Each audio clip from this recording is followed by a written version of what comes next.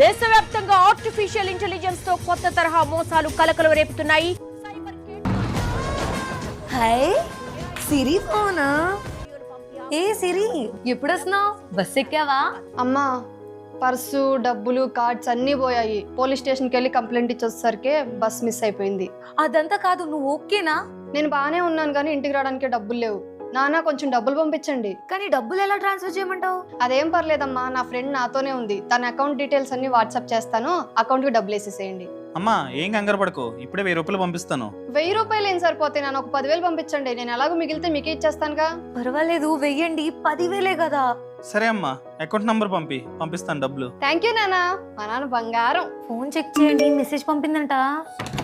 అమ్మా నాన్న నేను ఇంటికి వచ్చేసాను. నాన్న డబ్బులు త్వరగా పంపించేసేయండి, ఇంటికి త్వరగా వచ్చేయాలి కదా. అది నా వాయిసా?